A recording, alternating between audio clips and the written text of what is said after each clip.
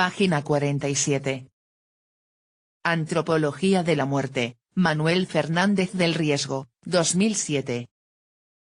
Los límites de la razón y el exceso de la religión. Capítulo 1. La muerte es plural. 1.3. El escándalo de la muerte humana. Todo lo dicho hasta ahora respecto de la muerte física y orgánica es aplicable a la muerte del ser humano, en la medida en que éste presenta una dimensión somática.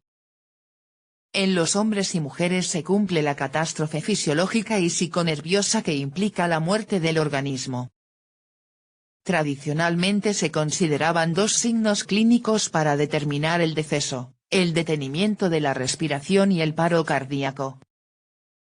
Debido a las modernas técnicas de reanimación, estos signos son ya insuficientes. Por ello se ha añadido lo que se ha llamado la muerte del cerebro, el electroencefalograma plano o trazo isoeléctrico, EEG, sin que se detecte reactividad alguna durante un periodo de tiempo entre las 24 y las 48 horas.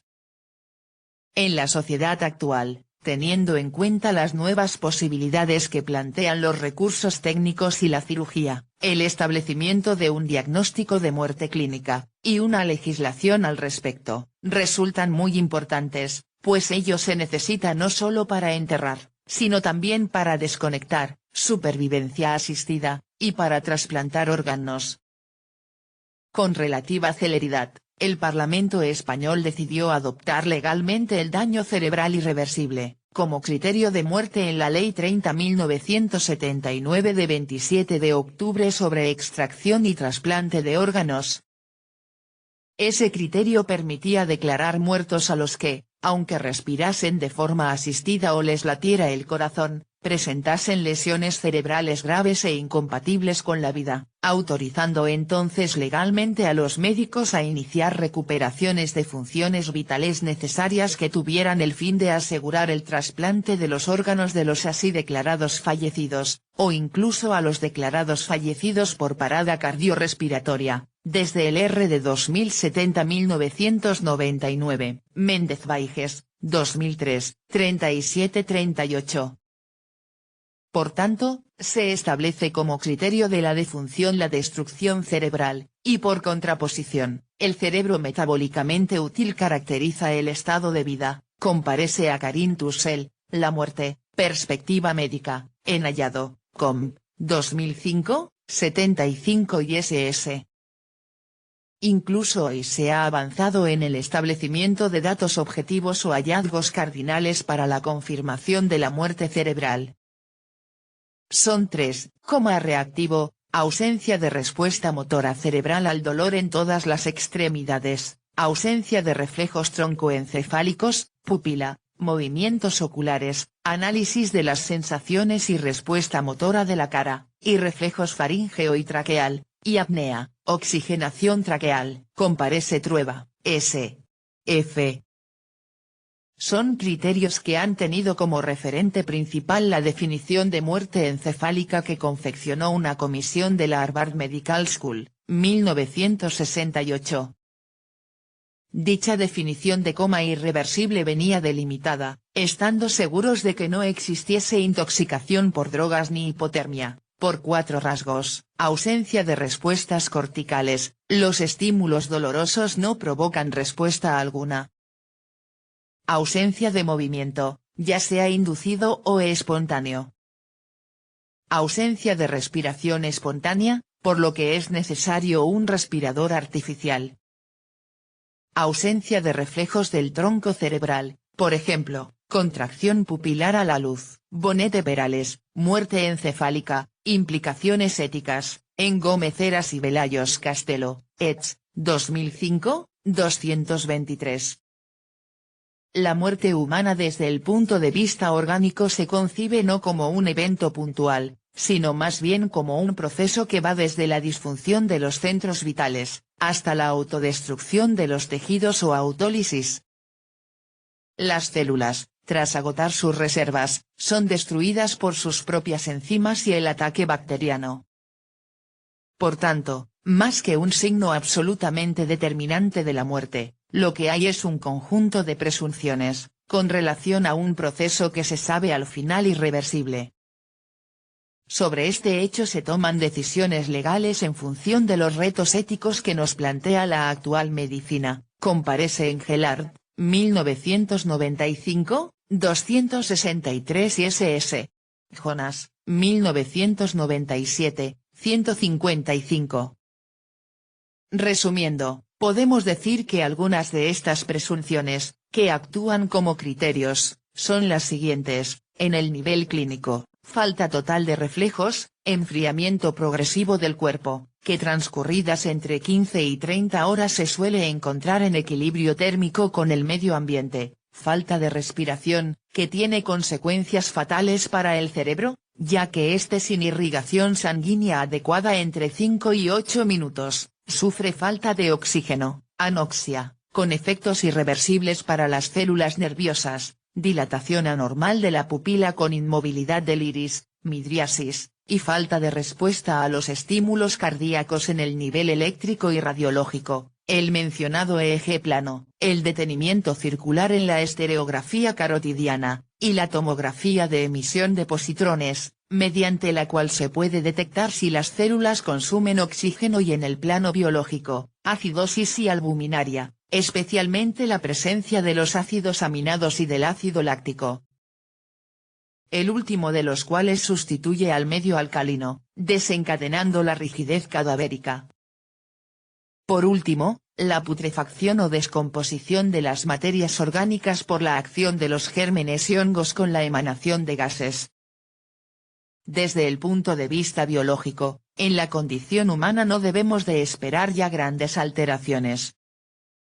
Con relación a nuestro patrimonio genético, lo único que puede esperarse tal vez sea un mayor polimorfismo intrapoblacional, consecuencia de la facilidad de los transportes y de la llegada masiva, a los países, de familias enteras venidas del tercer mundo, Ruzie, 1988, 245. Tampoco podemos excluir a priori la posibilidad de un aumento del encéfalo, que sería funcional de cara al reforzamiento o potenciación de nuestras capacidades tecnológicas y racionales. Pero esta posible eventualidad no es tan significativa como las posibilidades innovadoras que encierra ya la capacidad cultural del ser humano, cuyas respuestas ante los nuevos retos dispensan ya a la selección natural de operar la más mínima elección. Es más, la actual ciencia ficción, teniendo en cuenta las posibilidades de las nuevas biotecnologías, ya sueña con híbridos que abren las puertas a una posible transhumanización, el androide. Es una cuestión sobre la que luego volveremos. Teniendo pues en cuenta que el desarrollo del fenómeno humano es sobre todo cultural, no debe extrañarnos que la muerte humana presente aspectos y cualidades que trascienden el paradigma biológico. Si comparamos al ser humano con el animal, una nota que lo diferencia, más allá de que sea Homo socius, Fabero Loquens, características que se prefiguran en el mundo animal, es que entierra, y, en términos generales, ritualiza a sus muertos. Como afirma Louis Vincent Thomas, la humana es la única especie para la cual la muerte biológica, hecho natural, se ve concretamente desbordada por la muerte como hecho de cultura. Thomas, 1983, 12 Comparece Morin, 1974, 9, 23. La antropología cultural y la etnología nos han descubierto, frente a la universalidad de la muerte biológica, la gran diversidad existente en el modo humano de afrontarla. Las respuestas son increíblemente diversas. Los cadáveres son incinerados o enterrados, con o sin sacrificio animal o humano, son preservados por la técnica del sahumerio, el embalsamamiento o la aplicación de otros aderezos, son deglutidos, en crudo, cocinados o descompuestos, son ritualmente abandonados. Son desmembrados y tratados de estas formas y de muchas otras. Los funerales son ocasión de evitar a otras personas o de celebrar una fiesta social, de luchar o de celebrar orgías sexuales, de darse el llanto o la risa, de todo ello en 1000 combinaciones distintas. Huntington y Metcalf, Celebrations of Death, The Anthropology of Mortuary Ritual, Cambridge Press, 1979 2.1 cit. Bowker, 1966, 30-31 comparece. Barley, 1995 Douglas, 1973. Se da, pues, en ese terreno una diversidad de prácticas y creencias, que componen un llamativo compendio de extremos opuestos. Pero más allá de ello, lo que está claro es que la sepultura y el resto de los comportamientos ritualizados, no son sino humanización de la muerte, e implican el amanecer de la conciencia, del símbolo y del pensamiento, enfrentándose a ella. Un indicio que marca el emerger de la vida humana es, sin duda, la preocupación por la muerte, que mueve al comportamiento simbólico y ritual de los enterramientos. ¿Tiene el animal conciencia de la muerte? Para contestar a esta pregunta con cierto rigor hay que aclarar previamente algunas cuestiones importantes. Es cierto que, en términos generales, los procesos vitales de autodesarrollo, de autoconservación y de reproducción dependen, en alguna medida, del medio ambiente. Sin la mediación del mismo, el organismo no desarrollará sus posibilidades. En este sentido, la vida no sería posible sin flujos de información y de comunicación. Claro que la comunicación orgánica no es sino interacciones o transacciones entre unidades vitales, programadas por herencia genética, y con un cierto margen de sobredeterminación por la experiencia. Implica, pues, un comportamiento abierto en el que se da una relación entre una señal, comportamiento transmisor de información, y una respuesta, o modo de actuar funcional o adaptativo en relación con una necesidad. Comparece Thorpe, 1980, 43 Wilson, 1984, 11, 183-184, 191. Además, los sistemas de comunicación animal, especialmente en los invertebrados y vertebrados inferiores, son estereotipados y bastante económicos con relación a las señales y respuestas. Donde presentan una mayor variabilidad es en su base material, que puede ser química, feromonas, por ondas superficiales, ondas acuosas, tela de araña, etc., táctil, eléctrica, visual, auditiva, etc. Más concretamente, con relación al lenguaje entendido como un sistema de señales vocales, en el caso de los animales, con relación a su semanticidad y su sintaxis, básicamente se cumple el determinismo genético, ya que consisten en señales genéticamente estereotipadas cuyo significado depende de una conducta descodificadora genéticamente programada. Harris, 1982, 456. La semanticidad descansa, pues, en el hecho de que las formas lingüísticas se convierten en denotaciones porque existen vínculos asociativos entre elementos semióticos y características del mundo exterior. Thorpe, 1980, 87. Pero esos vínculos son distintos en el caso del mundo animal en general y en el caso humano. En el lenguaje humano, más allá de ciertas condiciones genéticas y neurobiológicas, los contenidos particulares de los códigos lingüísticos parecen estar libres de constricciones genéticas. C. Libra Esterlina Trillas, pero, ¿le importa a la inteligencia artificial el problema cerebro-mente?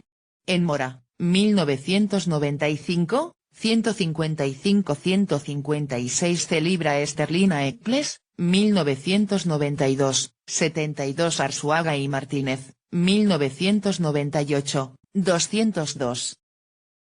El carácter arbitrario, desde el punto de vista genético y de otros factores, de la relación entre el significante y el significado, posibilita ese carácter abstracto a los símbolos o elementos codificadores del lenguaje humano, en tanto en cuanto la relación entre el elemento significativo y su significado o realidad denotada, no se basa ya en que el primero forma parte del segundo, ni en una semejanza física, geométrica o acústica.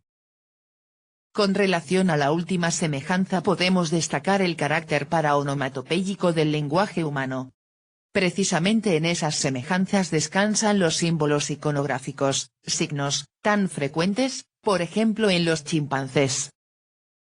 En cambio, en el caso de los humanos la relación entre el significante y el significado viene establecida por el convenio social, y es expresión de la creatividad, versatilidad y plasticidad humanas. Ello hace también comprensible que, mientras en el caso del signo el significado puede ser más o menos aparente, no resulta evidente en el caso del símbolo, compárese Ayala, 1985, 164. La reflexividad, o capacidad de comunicar sobre el propio sistema comunicativo, es también una nota específica del lenguaje humano, y por tanto de la condición del sapiens. El animal nunca ha logrado utilizar palabras como señales de otras palabras, articulándolas discursivamente en un lenguaje propiamente dicho, generador espontáneo de frases y proposiciones con sentido. Pinillos, 1969, 111. Que sepamos, ningún primate ha escrito un tratado de lingüística. En fin, la variabilidad y arbitrariedad semánticas y la reflexividad nos ayudan a desvelar la capacidad de ideación, la creatividad, y la libertad e interioridad humanas. ¿Qué podemos decir de la percepción y de la conciencia animales? En primer lugar, reconocer que nuestras afirmaciones al respecto siempre serán aproximativas, pues no tenemos otra posibilidad de entender al animal que desde el hombre. Carecemos de comunicación simbólica con el animal, y no podemos instalarnos en su conciencia. Por ello tiene razón Coret cuando afirma, lo único que podemos hacer es describir fenomenológicamente el comportamiento externo del animal. Intentar comprenderlo en su singularidad. Coret, 1978, 100. En la observación de la conducta animal es posible que encontremos ciertos indicios o síntomas, que podamos interpretar, vía analogía, pero no olvidando nunca el abismo que nos separa del mundo animal, la autoexperiencia humana. Solo así evitaremos los forzados y precipitados antropomorfismos en que suelen caer, en algunas ocasiones, etólogos, sociobiólogos y primatólogos. El animal parece regirse por la percepción sensible, al poseer órganos de los sentidos, y reaccionar a unos contenidos según su organización instintual. Del mismo modo, también parece tener algo así como una memoria sensible, que le capacita para almacenar vivencias y experiencias precedentes, que pueden condicionar su conducta posterior, permitiéndole un cierto margen para el aprendizaje. Compárese Wilson, 1984, 171, 178, 179, 1983, 51 Torpe, 1980, 247. Su conciencia sensorial parece ser, pues, un centro sensorial de operaciones y centro de recuerdos. No obstante, su captación del ambiente es básicamente vital y directa, pues ve y oye, pero no encontramos en él ningún indicio suficientemente unívoco, por el que podamos afirmar que sabe que está viendo y oyendo. Autoconciencia reflexiva. Desde estos presupuestos, podemos defender que, aunque haya comportamientos de los antropoides que parecen sugerir la capacidad de pensar, propiamente hablando no podemos sostener con seguridad que hayan sido capaces de semejante conquista. El lenguaje humano con su nivel de abstracción e ideación parece seguir siendo un abismo insondable para ellos. No podemos afirmar con seguridad que encontremos en el animal un lenguaje plenamente sintáctico, ni una clara intención expresiva. Por eso afirmaba K. Lorenz que los animales no emiten palabras sino interjecciones. Los animales intercambian ciertas informaciones gracias a un código innato de señales, que desencadenan también de un modo innato una conducta funcional. El entendimiento en esta comunicación es interacción adaptativa y vital. Su lenguaje funcional no podemos afirmar con seguridad, a pesar del entusiasmo de algunos etólogos y primatólogos, que esté alimentado por una intencionalidad consciente y significativa. No podemos afirmar que el animal sea capaz de inteligir, mediante un símbolo, una idea o un concepto, aunque haya conductas que parezcan sugerir o apuntar cierta capacidad de selección intencional y de planificación-previsión.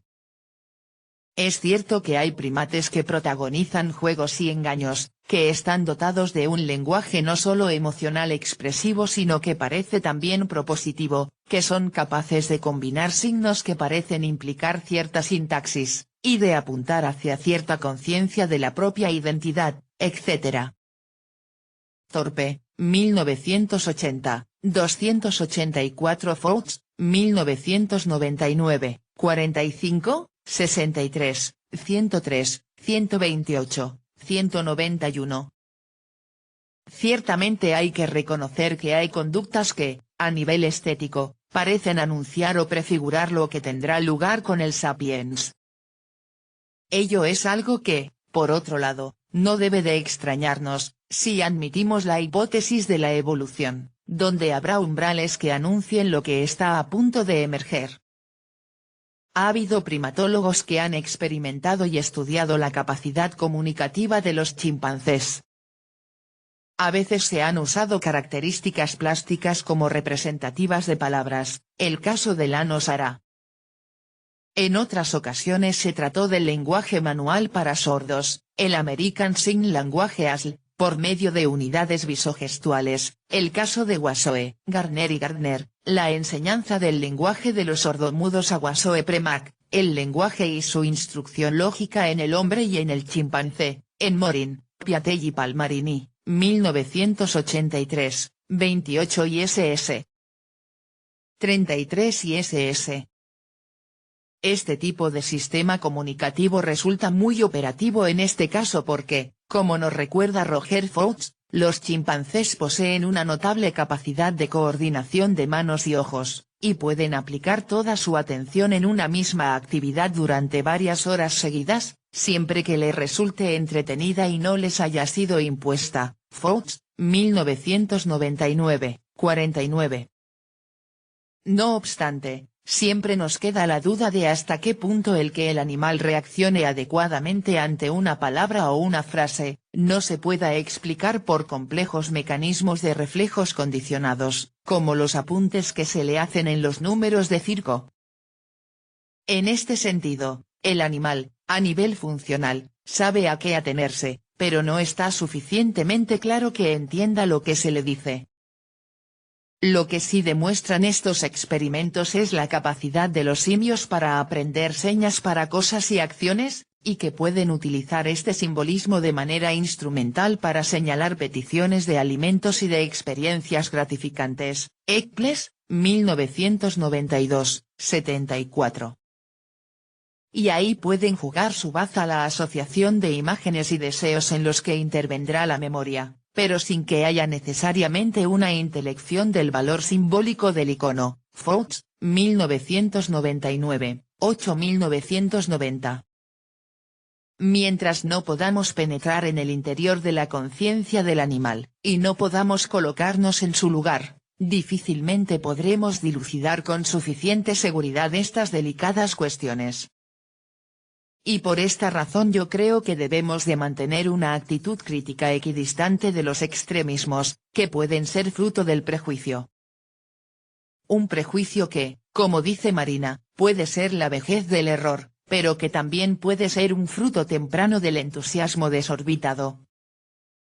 Y así nos encontramos con el del planteamiento clásico, que defiende a ultranza la condición espiritual de la persona humana, olvidando o minusvalorando su estimable condición animal, pero también con el de un entusiasta planteamiento holista ecologista que, insistiendo en la comunidad biótica, acaba cayendo en un antiantropocentrismo, más o menos latente, y aproximándonos tanto a los primates superiores, que termina por olvidar o desdibujar lo más original e irreducible de nuestra condición humana. Desde este presupuesto, que se resiste, pues, a las afirmaciones precipitadamente entusiastas y homogeneizadoras, pensamos que a la base de esas conductas extraordinarias de los chimpancés, lo que parece que hay es una formidable imaginación asociativa de imágenes, sensaciones, necesidades, afectos y gestos. Como bien puntualiza Ferrater Mora, el que, por ejemplo, el animal asocie un objeto, como una manzana, con un trozo de plástico, no es lo mismo que inteligir por medio de un símbolo la idea o el concepto de manzana. En el animal no podemos reconocer, con rigor, la indicación significativa, que designa un sentido que no es sino el contenido representado, propia del lenguaje humano. ¿Nombran los animales entendiendo, por ello denotaciones inteligibles y racionales? ¿Tienen y construyen conceptos abstractos de origen cognitivo? Hoy por hoy, no hay argumentos de peso suficiente para negar que solo para el sujeto humano la cosa es claramente decible, en el sentido de que puede ser expresada mediante un símbolo, que proclama una idea, la propia identidad de la cosa dicha. Por ello, tiene razón Laín Entralgo cuando puntualiza que el lenguaje hablado, propiamente dicho, es peculiar de la condición humana. Comporta la intención del hablante, y el sentido que tiene para éste y que aspira a que tenga para el oyente. Tiene un carácter ético, pues implica la libertad y la responsabilidad del que habla. El hablante es responsable ante sí mismo y ante el que oye de procurar, con su conducta, la verdad, y evitar el error y el engaño, ética de la verdad. El hablante llama a alguien, dice lo que quiere decir, y nombra al dar expresión verbal a sus perceptos, a sus conceptos y sus fictos. En la medida en que quiere hacer partícipe al oyente de la verdad, su hablar tiene una función suasiva, suadeo, influir en el sentir del oyente, persuadiéndole, moviéndole hacia su opinión, o disuadiéndole, apartándolo de la que tenía hasta ese momento. Laín Entralgo, 3 reflexiones éticas, en Isegoría, 1996, 99 y ss.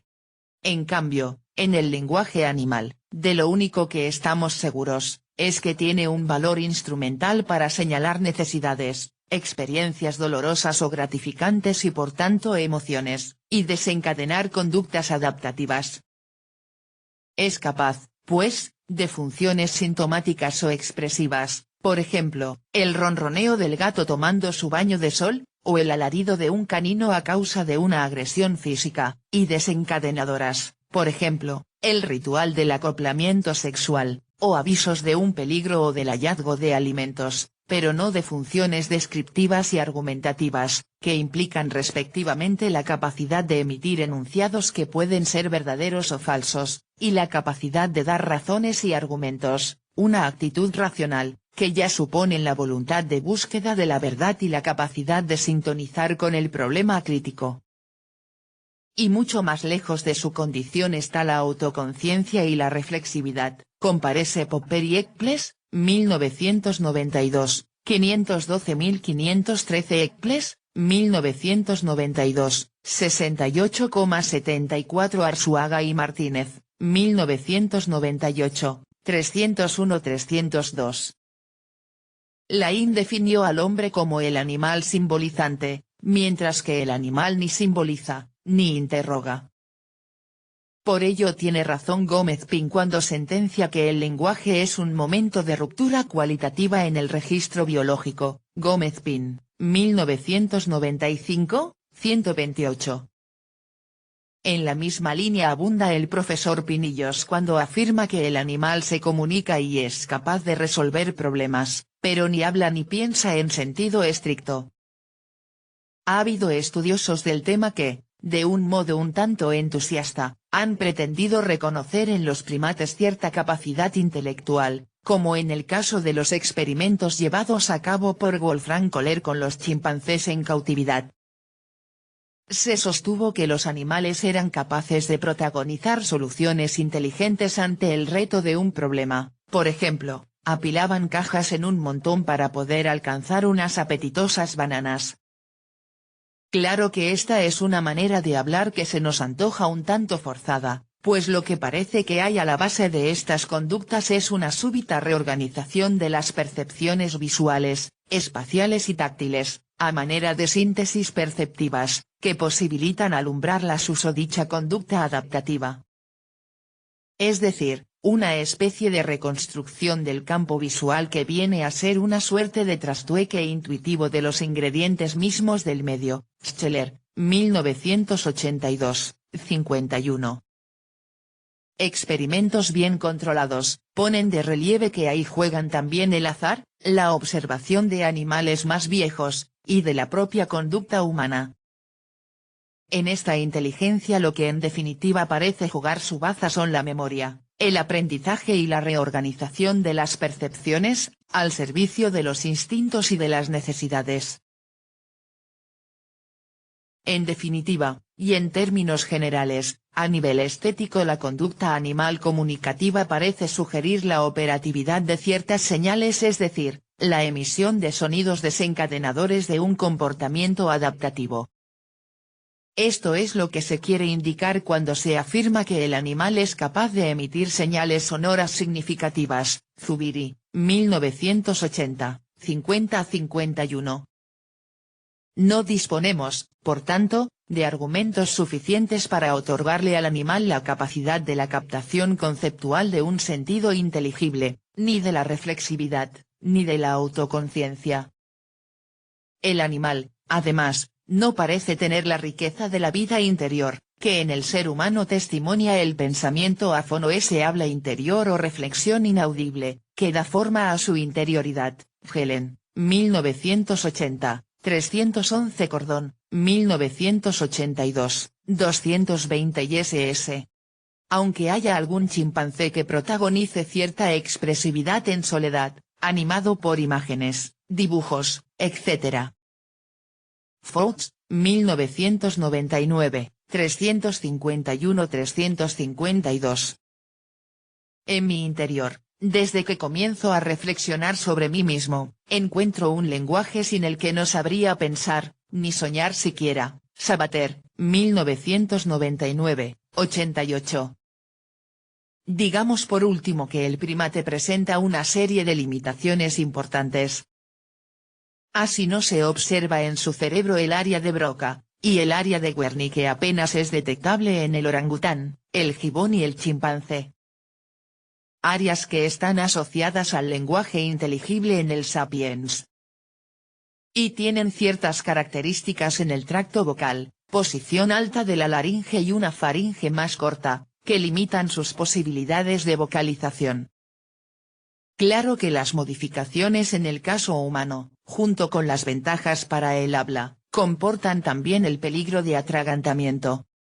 Arzuaga y Martínez, 1998, 305-308 Arzuaga, 1999, 255-258 Fox, 1999, 40.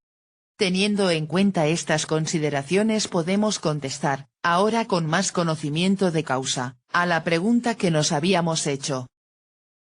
¿Tiene el animal conciencia de la propia muerte? El animal no tiene más percepción que la del presente, y ciertas asociaciones de imágenes gracias a su memoria, que le permiten cierto margen para la expectativa y el aprendizaje, pero no parece que tenga capacidad de cara a una noción del futuro, y para un proyecto a largo plazo. Incluso, en términos generales, y de forma comparativa, se aminora en ellos el sufrimiento, por su incapacidad de imaginar anticipativamente el futuro. El animal vive absorbido por el presente o las expectativas inmediatas, y por eso solo puede tener conciencia del peligro más o menos inmediato. De modo instintivo puede percibir dicho peligro, y asociar experiencias y conductas gracias a su memoria y a los reflejos condicionados. Pero al carecer de capacidad de abstracción, no puede concluir de la muerte de uno de sus semejantes que la muerte pertenece a la esencia de la especie, que él mismo y sus compañeros deberán morir más o menos tarde. Lepp, 1966, 35. El animal, en fin, no parece que pueda formalizar la propia muerte, porque no es un animal propiamente simbólico. La muerte del animal aparece, pues, como un acontecer natural, y su ceguera respecto a ella lo hace adaptativo para el predominio de la especie. De este modo, como afirma Ruiz Castor, los animales esquivan la pregunta sobre la muerte como el gran interrogante de la vida. La inserción armónica en el paraíso terrenal evita que cualquier especie animal, excepto el ser humano, sufra con la fractura de la separación y los interrogantes que ella suscita. Bartolomé Ruiz Castor, Humanismos y antihumanismos, esbozo de un conflicto, falacias de un dilema, en Amigo Fernández de Arroyave, ed. 2003, 207. Todo lo más viven emocionalmente la muerte de la cría o de un congénere como una pérdida dolorosa. Así, por ejemplo, nos cuenta Fouts que, cuando la chimpancé Washoe perdió a su cría Sequoia, entró en una profunda depresión. Lo que ya no parece una conclusión necesaria es que de su taciturnidad y aislamiento podamos deducir sin más que entendía perfectamente la irrevocabilidad de la muerte de Sequoia. Fouts, 1999, 276. Carmen Maté, directora ejecutiva del Parque Zoológico de Barcelona, nos cuenta que, según el testimonio de Francine Patterson y Wendy Gordon, la gorila Coco es capaz de comunicar sus pensamientos y sentimientos acerca de la muerte. Cuando mediante el ya citado lenguaje de los sordomudos se le preguntó sobre la muerte de los gorilas, a dónde van cuando mueren, y cómo se sienten, contestó disgusto, viejo, agujero cómodo, adiós, dormir. Ante la fotografía de su gatito Olbol, que había fallecido, hizo los signos de llorar, triste, enfado, también lloraba por las noches, vocalizaciones, a modo de llanto, cuando falleció su amigo Michael. Maté, actitud y percepción de la muerte en los animales, en Hallado, 2005, 108 y ss.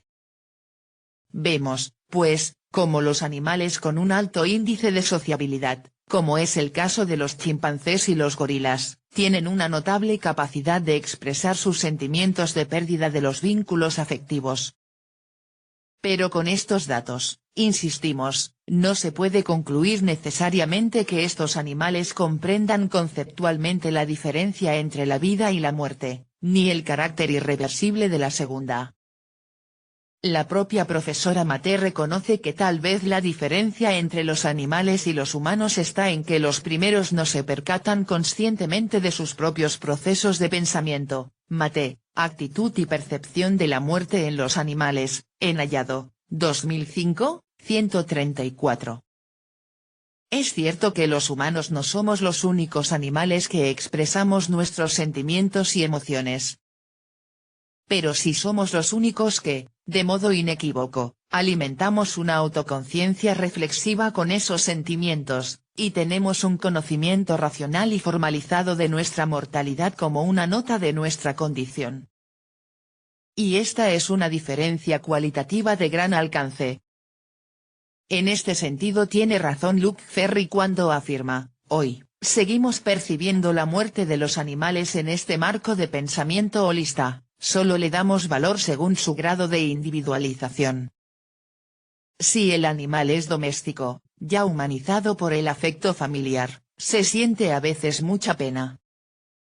Si es salvaje y si su especie no está en peligro, consideramos su desaparición como un fenómeno natural del que no ha lugar a dolerse particularmente. Ferry, 1997, 107.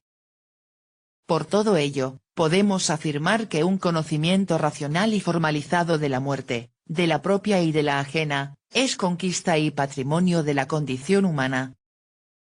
Es la conciencia de la muerte una de las conquistas que nos hizo humanos, pues ella, entre otros retos, nos animó y nos exigió alumbrar una significación. Esto hizo que tuviera lugar, como dice Marina, el estallido de la inteligencia humana, que nos hizo animales simbólicos. Y ello tiene sus ventajas e inconvenientes, pues como ya señaló Montesquieu, los animales no tienen nuestras esperanzas, pero tampoco nuestros temores, comparece Montesquieu, 1985, 8.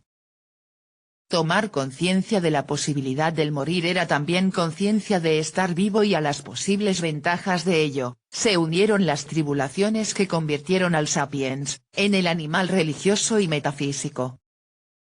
Por ello tiene razón el antropólogo Juan Luis Arzuaga cuando sentencia, la capacidad mental superior era un regalo envenenado, Arzuaga, 1999, 204.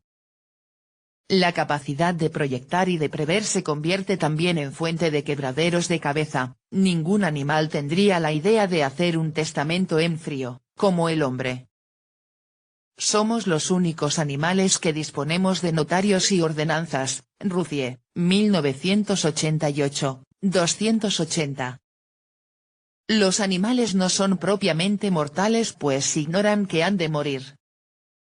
O como afirma Sabater, no es mortal quien muere, sino quien está seguro de que va a morir. Sabater, 1999, 31 comparece al Biac, 1996, 18. El animal no es mortal, sino perecedero. Abundando en esta cuestión puntualizó muy bien Heidegger, al precisar que el animal acaba, finaliza, pero no es para la muerte, no es relativamente a la muerte, pues no puede propiamente comprender su muerte, ni asumir su posibilidad como proyecto. Heidegger, 1968, 270. En cambio el hombre es el ser cuya conciencia de la universalidad e insuperabilidad de la muerte le lleva a comprenderse como morituro. González de Cardedal, 2003, 70 comparece 41-42. Y es que el hombre sabe de su posibilidad concomitante de morir en cada proyecto que haga de su vida, y en todo compromiso concreto. Por esta razón, la idea de la muerte acompaña o es coextensiva a la realidad de la vida humana. Y es también por ello que, en el caso humano, la muerte tiene que ser dicha, esto es, pensada y reflexionada, para situarla e intentar comprenderla. De ahí que la muerte humana, más allá de biológica, debe convertirse en personal y biográfica. La toma de conciencia de la muerte se desarrolló mediante una sobredeterminación cultural del puro acontecimiento biológico, y de ello dan testimonio la etnología, como ya indicamos, y la paleontología. Aunque nos movamos en el terreno de las hipótesis y las especulaciones, basta estudiar las tumbas del Homo neanderthalensis, para convencernos de que con él, la muerte dejó de ser un hecho puramente natural, o una mera pérdida dolorosa, para convertirse en un destino trágico, y el paso de un estado a otro. En este sentido puntualiza James, es sumamente improbable que el pueblo neandertal se hubiera tomado el trabajo de enterrar tan cuidadosamente a sus muertos y dotarlos de cuantas cosas pensaba que podrían necesitar en el otro mundo, si no creyera en alguna forma de vida después de la muerte, por indefinida que fuese. 1984, 38.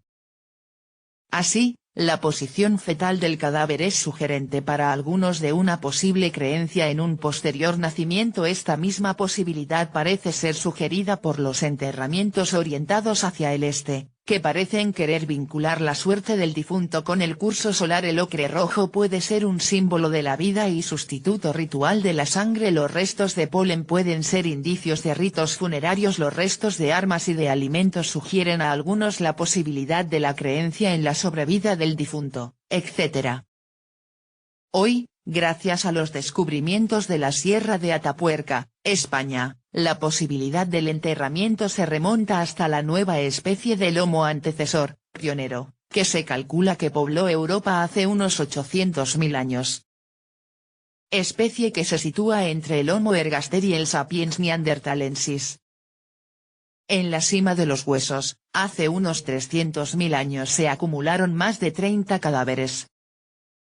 La investigación sobre estos restos e indicios se ha ido desarrollando gracias a la arqueología clásica. Sus resultados nos sorprenden cada vez más. Los bienes funerarios suelen abarcar desde galas suntuosas y riquezas inauditas en oro o piedras preciosas, hasta alimentos, dinero, armas, caballos e incluso servidores. Poco a poco, como afirma Morin, se estableció una brecha y una tensión entre una conciencia objetiva, que constataba la condición inevitable de la muerte, y una conciencia subjetiva, que, por medio de la imaginación mítica, se rebelaba contra esta coacción, esta violencia insoportable, y afirmaba, de diversas maneras, una cierta existencia de ultratumba, para de esta manera resolver e integrar la idea del morir. Aunque para un ateo recalcitrante como Michel Onfray esta solución de la conciencia subjetiva signifique condenar al ser humano a un estado de infantilismo mental, alimentado de ficciones tranquilizadoras, que le ocultan la verdadera realidad con toda su crueldad. La credulidad de los hombres sobrepasa lo imaginable. Su deseo de no ver la realidad, sus ansias de un espectáculo alegre, aunque provenga de la más absoluta de las ficciones, y su voluntad de ceguera no tienen límites. Son preferibles las fábulas, las ficciones, los mitos, los cuentos para niños, a afrontar el desvelamiento de la crueldad de lo real que obliga a soportar la evidencia de la tragedia del mundo. Por ello, para este autor, enseñar el ateísmo supone desarrollar la arqueología del sentimiento religioso, esto es, hacer ver que el origen de la religión, como un mero placebo ontológico, está en el miedo y la debilidad incapacidad de enfrentarse con la muerte. Finitud, Onfray, 2006, 22, comparece 55. Sin embargo, como veremos, no es esta la única descodificación-evaluación del hecho religioso. En este cometido simbólico, también acabará aportando su cooperación la conducta práctico-ritual, pues el funeral y los diferentes ritos también subrayarán el cambio de estado del difunto, y procurarán institucionalizar una serie de emociones, especialmente el miedo y la angustia de los que sobreviven. El cadáver no solo recibe un tratamiento determinado, por razones obvias de higiene, estética y decoro, y como garantía de purificación y de ayuda de cara a su destino posterior, sino que, con esa conducta, también se busca un apoyo simbólico, que haga soportable la ausencia del difunto, que regresa al seno maternal, al principio o al origen. A veces se dan las dobles exequias, de tal modo que el cuerpo del difunto es depositado primero en un lugar provisional, que puede ser un lugar aislado, o la propia casa, en espera de la descomposición del cadáver. El plazo puede variar de varios meses a varios años, hasta que queden solo los huesos. Es entonces cuando tienen lugar las exequias definitivas. Antes del rito final, el cadáver está expuesto a peligros, por lo que hay que exorcizarlo y prevenirlo contra los demonios e influencias nocivas. Mientras el cuerpo no llegue a su última morada, el alma puede vagar por los sitios que habitó cerca del cadáver. Tras las últimas exequias, penetra en el país de los muertos. Los parientes pueden pasar por varias etapas de luto o duelo, donde experimentan la marginación social. Temporalmente no pertenecen a la comunidad. La transformación del cadáver hace de él un cuerpo nuevo, lo que es una condición para la salud del alma. Así el muerto acabará por reunirse con sus antepasados, pasando de la sociedad visible de los vivos a la invisible de los ancestros. Proceso pues de desagregación e integración, que le permite a la sociedad recobrar la paz, y, de alguna manera, triunfar sobre la muerte.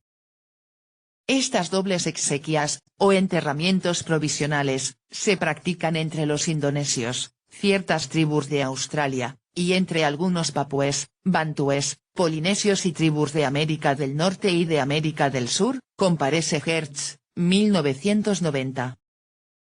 Se busca el consuelo, o incluso aliviar el sentimiento de culpa por haber sobrevivido al muerto, o por conductas pasadas.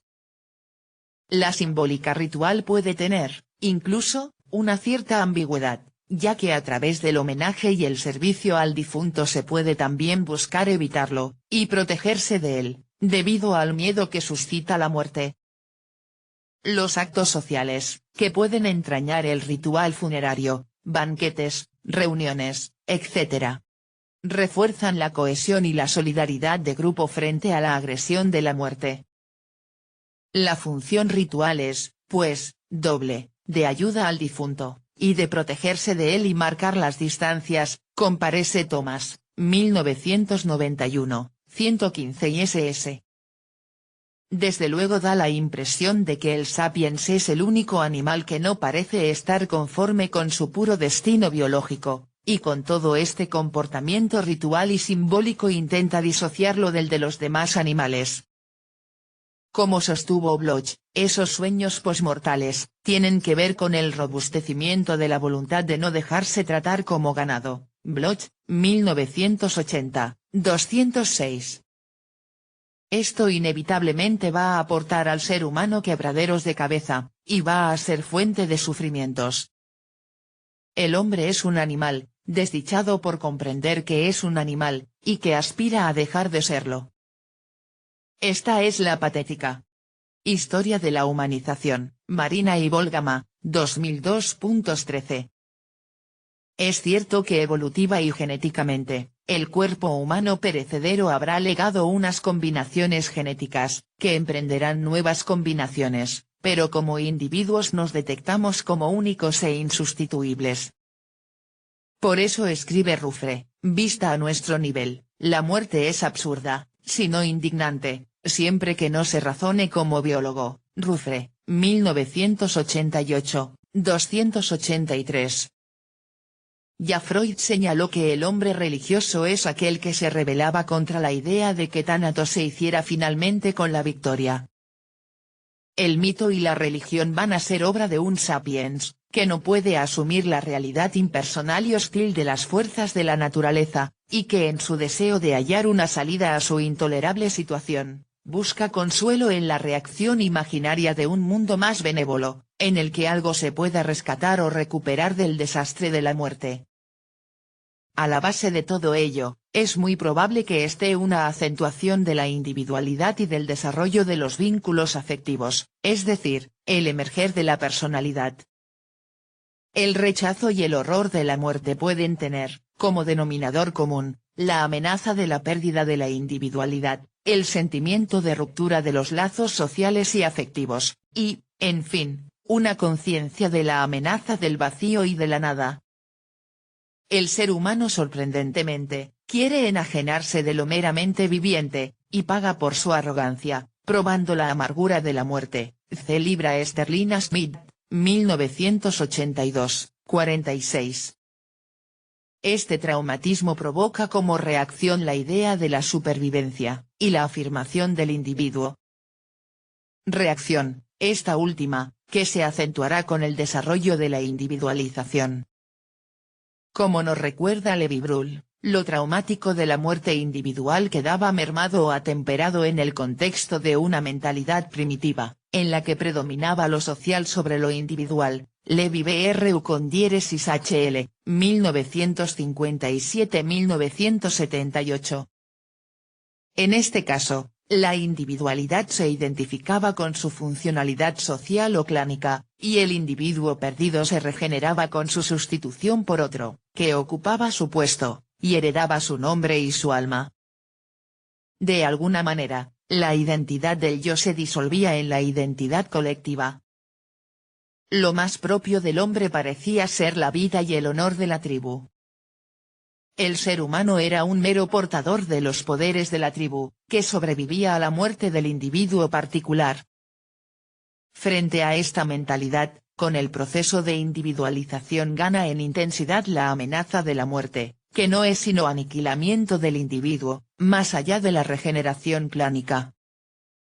Solo al individuo que va adquiriendo una mayor conciencia de su identidad individual y que acabará reconociéndose como único e irrepetible, como un absoluto, se le presenta la muerte como una nada absoluta. La raíz de este proceso estuvo en una auténtica mutación cultural, que tuvo que ver con la aparición de las grandes religiones salvíficas.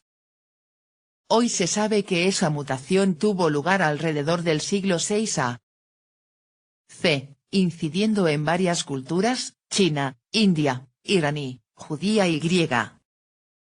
Se trató de una nueva evaluación de la persona que, trascendiendo la colectividad, se preocupó por su destino personal y su dimensión espiritual. Martín Velasco, 1993, 250 Jaspers, 1986, 19 ISS. El cambio fue propiciado por el paso de una conciencia arcaica, cósmica, mítica a otra cada vez más reflexiva, abstractiva, objetivadora, de una conciencia fundamentalmente colectiva, sumida en la conciencia grupal, a otra en la que emerge la identidad personal individual. Con esta mutación están relacionados personajes de la categoría de Lao Tse y Confucio en China, los autores de las principales Upanishads y el Buda en la India, Zaratustra en Persia, los grandes profetas en Israel y los presocráticos, Sócrates y Platón, los poetas, los trágicos y los científicos en la Grecia clásica. Evidentemente la aparición de las grandes religiones está relacionada con esta nueva necesidad de la salvación. Y ello supuso una nueva idea de lo divino que se vertebró en tres corrientes principales, la oriental, fundamentalmente monista, la profética, que se orientará hacia el monoteísmo y la crítica racional que sucede en Grecia, y depura las representaciones de las mitologías politeístas. Martín Velasco, 1998, 11-12. En definitiva, el mito y la religión nos revelan que con el emerger del individuo personal, la muerte se convierte en escándalo intolerable, que atenta contra la afirmación incondicional de su existencia. Y desde entonces, como comenta Jim Ziegler, los hombres han producido y producen cotidianamente, una constelación de imágenes variadas de su muerte por venir, pues la muerte ha fracturado una conciencia que, hasta entonces, no había sido más que instrumental. Por esta brecha abierta se han precipitado fuerzas nuevas e inmensas que, han transformado la percepción humana de la vida, de la muerte y del mundo. Ziegler, 1976, 145.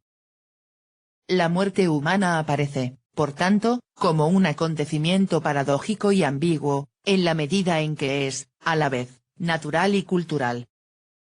Natural como el nacimiento, el sexo o el hambre, y cultural en la medida en que es vivido e interpretado, con la intención de explicarlo y justificarlo, a fin de poder asumirlo con dignidad y sentido. Esta será, como vamos a ver, una ardua tarea de la Teodicea. Página 67.